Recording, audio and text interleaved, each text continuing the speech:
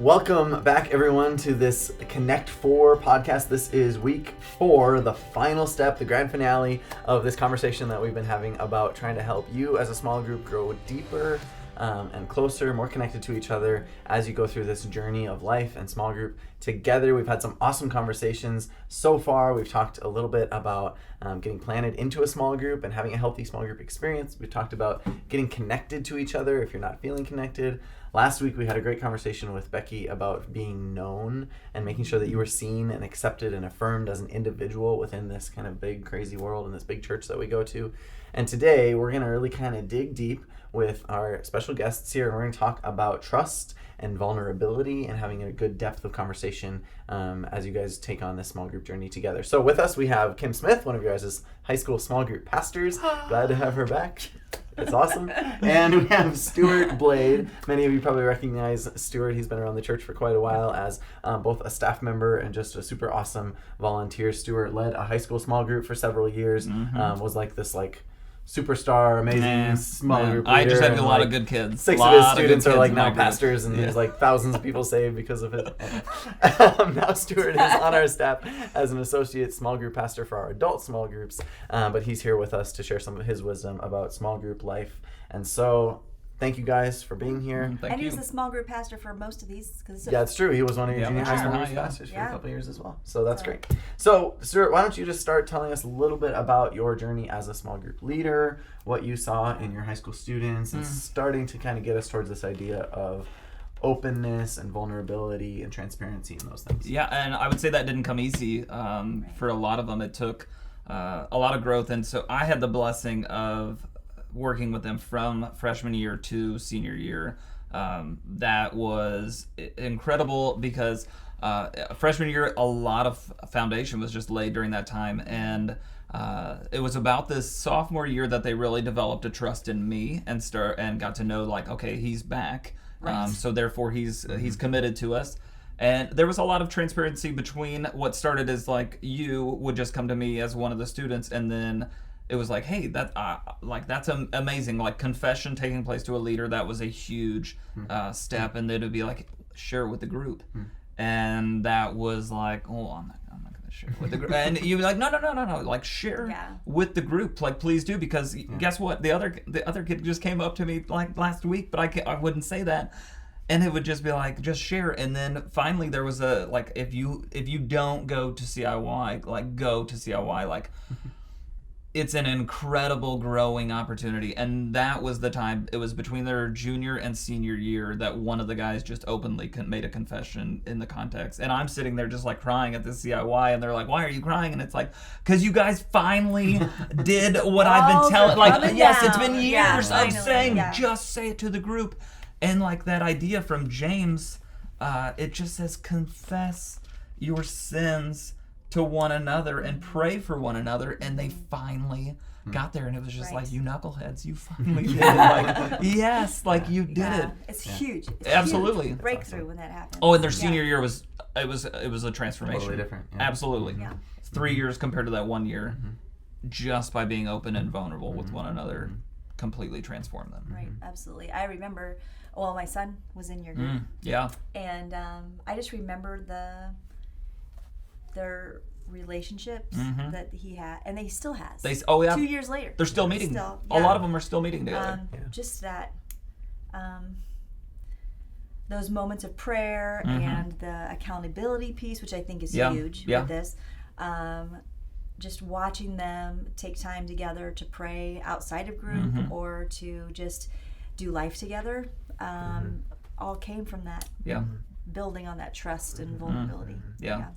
And what was cool is just see them, one thing that we started, it was around their junior year, is we just paired them up with each other, and that was a cool experience to see, like, so I mean, a lot of them are in the same, like, I mean, let's be honest, there's cliques, of course, and so a lot of them are in that same clique where they do things together.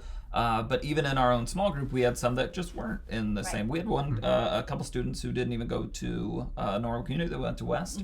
And that was a huge opportunity just to pair those students and say, hey, for the next week, you guys are going to, like, you're going to be accountability partners for the next week. And then next week, we're going to change it up and you'll be somebody else. And that was cool. Like, it wasn't even like they wanted to pick the person. That fell more on my responsibility of assigning and saying, okay, who hasn't been together?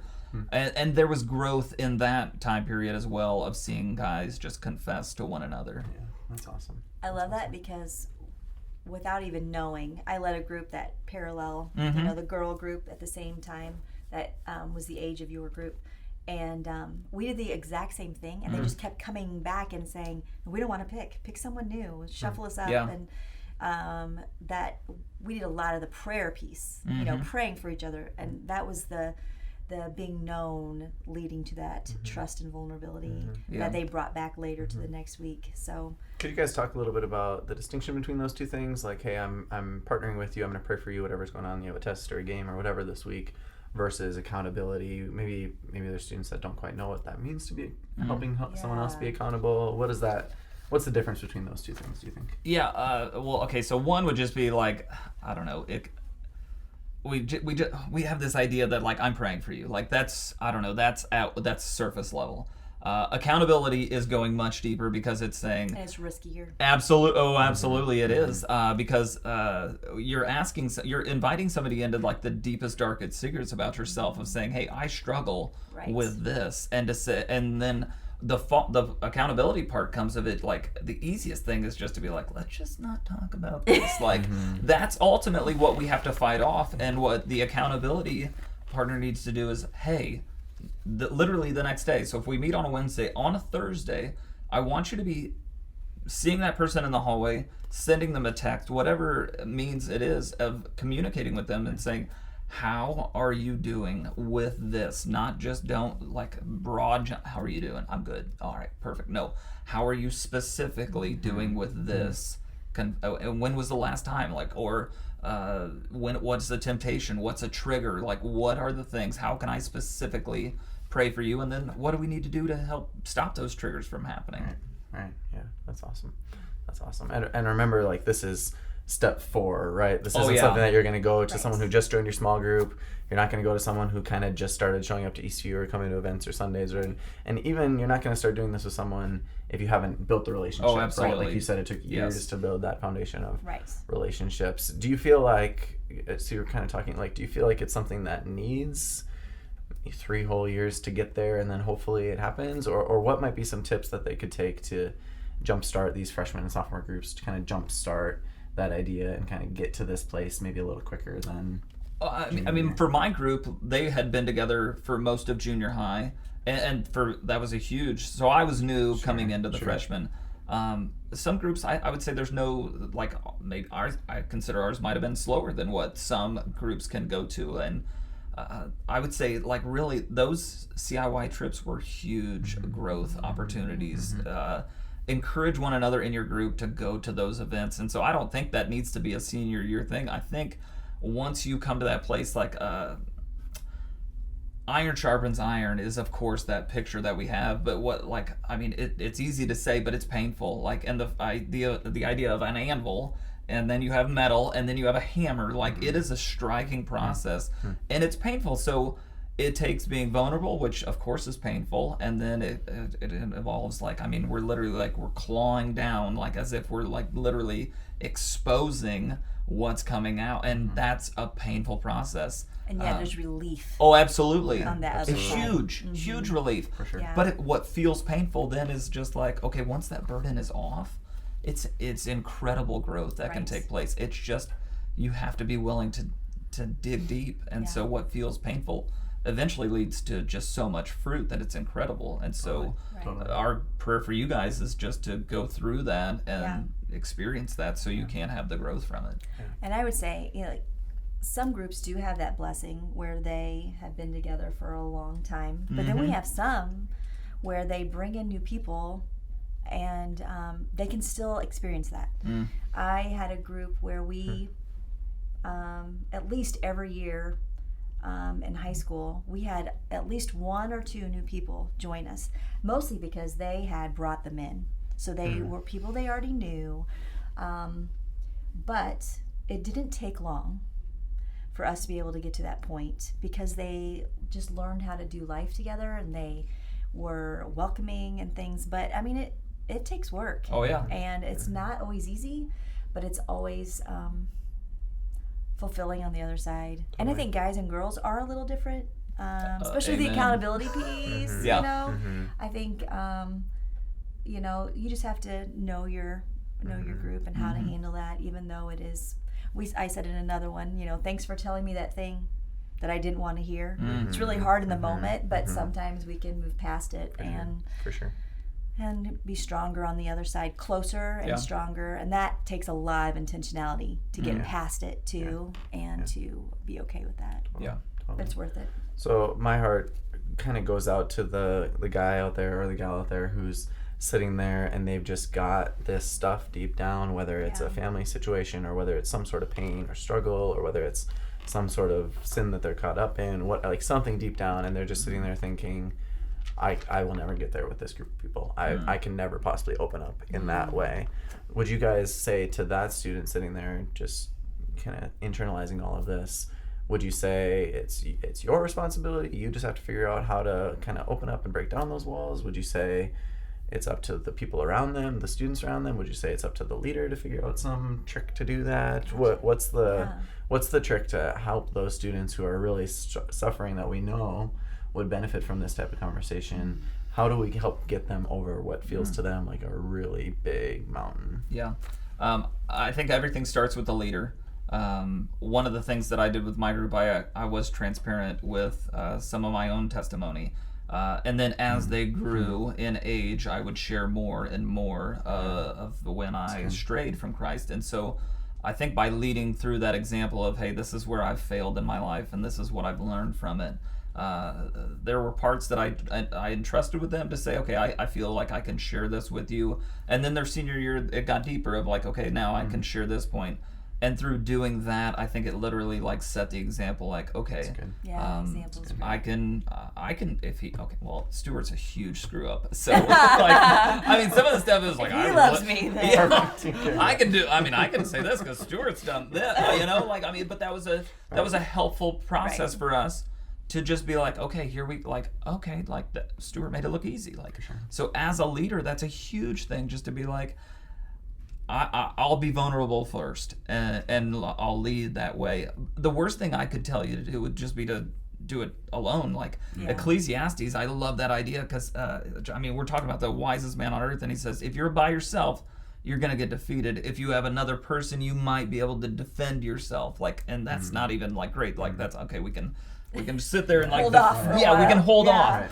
But and then it says a cord of 3 strands is not easily broken. And in the idea of a small group, like I had 8 guys, like to see once they literally were intertwined with one another, they're still intertwined with one another, and that's an incredible sight to see because that's not what would normally happen here. Yeah. And I think another piece of that, along with that leadership and example, I think there's a big piece of allowing yourself to, it is, you know, you have to kind of meet halfway. If you want to be trusted and to trust someone, you have to like meet each other in the middle. Someone has to be vulnerable with you, and you need to be vulnerable back. And same with the trust piece. And in order to share something, like you have to be trustworthy, knowing that it's going to stay within the confines of the group. I think that's the biggest. Like the covenants. Yes, absolutely. Oh, huge fan of the covenants. Love the covenants. I think like if you haven't done one, or you kind of like brushed it off and you're like, okay, first week, well, the covenant, like, no, that's like a huge part. And I love the fact that in our groups, we actually like, okay, you guys decide what's the covenant. Like, right. It's not going to be like I'll continue to spur you guys on, but our covenant basically was those guys coming up with, okay, this is important, this is important, this is important. Yeah. But knowing that what was said in the group ultimately stayed in the group.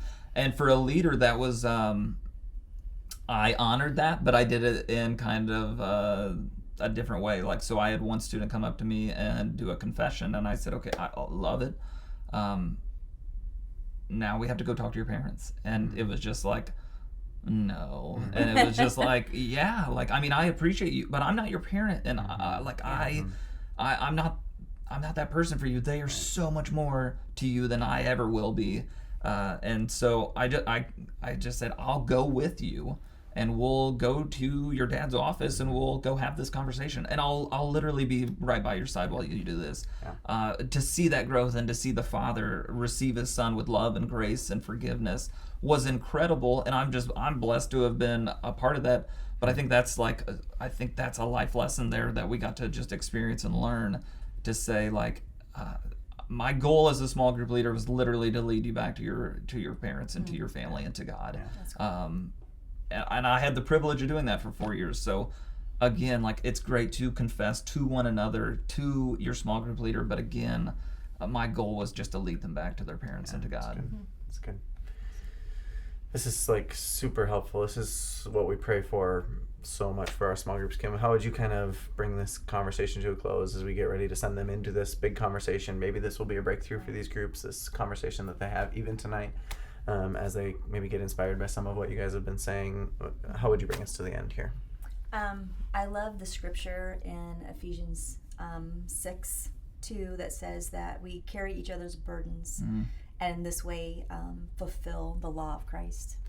And I feel like, we've been making this journey from first of all being in relationship, but connected, and then known, and then here we're at this, where we're headed is for vulnerability and trust that leads to the accountability and all that. And that is how we grow and do life together, and that's God's plan for all of us. So I love it. Yeah, that's awesome. And we've seen it happen. We see it happen with guys like we're in Stuart's group and so many other students that find themselves in these healthy, trustworthy, vulnerable small groups, and that's what we desire for you guys. We hope that you have a really great conversation talking about this tonight. We are praying for you as a group to grow deeper in your guys' walk through what is a crazy journey called high school, but we believe that if you walk through it together and you're open and vulnerable with each other, that it will be just that much easier and that much better, because you can do it as a group instead of doing it on your own. So have a great conversation tonight. Thanks so much for joining us for this podcast, and thank you guys for sharing your wisdom with us. We appreciate it.